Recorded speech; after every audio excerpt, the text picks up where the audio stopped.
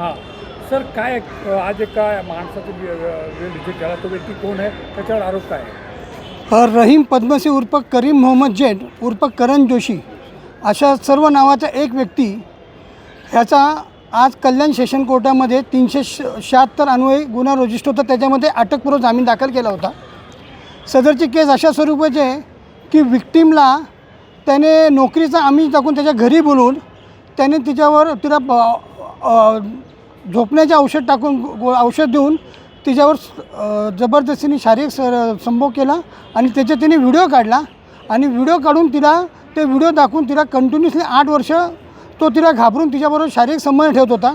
त्याच्यानंतर तिला त्यांनी 75,000 रुपये दिले आणि ते 10% तिच्याकडून वसूल केले.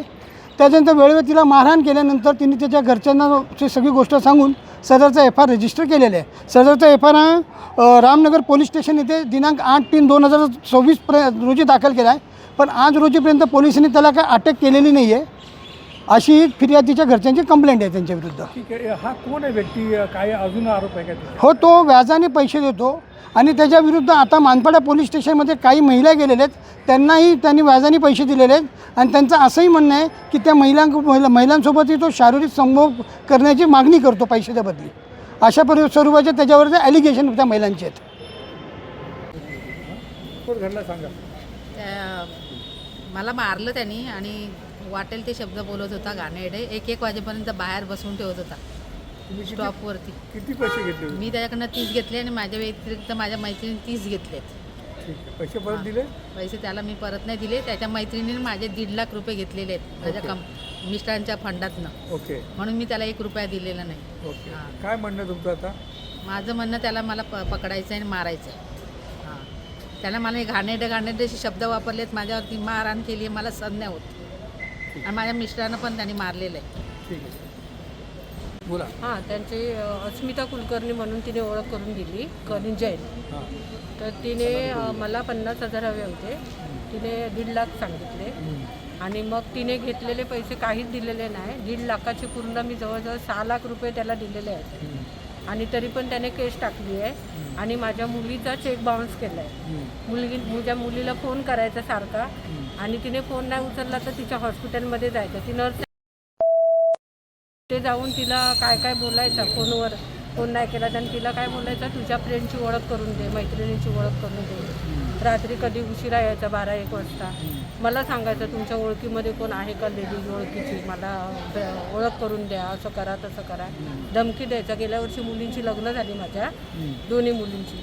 तर त्यांच्यावर पण म्हणजे त्याने धमकी खूप दिली आम्हाला की पैसे द्या नाही तर असं करू तसं करू, असं वेगळं काय नाही काय बोलायचं तो.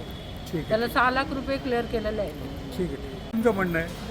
ॲक्च्युली माझ्या मिस्टरांचं ऑपरेशन होतं, त्या टायमाला मी त्याच्याकडनं 25,000ची मदत घेतली होती. त्याने 12% इंटरेस्टवर मला त्याने 25,000 रुपये देऊ केले होते. जी. 3 महिन्याची मुदत होती. तर त्याने ॲग्रीमेंट बनवली, त्याच्यामध्ये करण जैन म्हणून त्याचं नाव आहे आणि ते 2-3 नावांनी तो समोर म्हणजे समोरचा सांगतो. करण मोहम्मद जैन, करण जोशी असे 2-3 नावं घेऊन तो समोर प्रत्येक बायकांना त्यांनी फसवलेलं आहे. आणि मी माझी पूर्ण घेतलेली मुद्दल होती ती मी सगळी त्याला रिटर्न करूनसुद्धा त्याने माझा एक ब्लँक चेक साईन केलेला बँकेत अकाउंटला टाकून बाउन्स करून माझ्यावर आता 1 लाखाची त्याने केस टाकली आणि मला कोर्टात त्याने उभं केलं, माझ्यावर वॉरंट. त्यामुळे त्याला माझी केस त्याने मागे घ्यावी आणि त्याला मला लवकरात लवकर सजा झालेली बघायची. काय अजूनही काय मागणी केली होती का? हो, घरी तो 11-12 वाजेपर्यंत माझ्या घरी येऊन बसायचा आणि मी त्याला म्हटलं ना की असं घरी वगैरे येऊन बसू नकोस. माझ्या मिस्टरांना मी सांगेन, माझे मिस्टर जॉबला जायचे, लेट यायचे, तर तो म्हणायचा नाही तुझा नवरा येईपर्यंत मी बसणार, तो आल्याशिवाय मी जाणार नाही. त्याने इंटरेस्ट 1 दिवस जरी वाढला ना व्याजाचा तर तो 500 रुपये per day interest extra charge घेत होता. असे त्याने मी त्याच्याकडनं 25 घेतले, त्याने माझ्याकडनं कमीत कमी 1 लाख रुपये वसूल केले.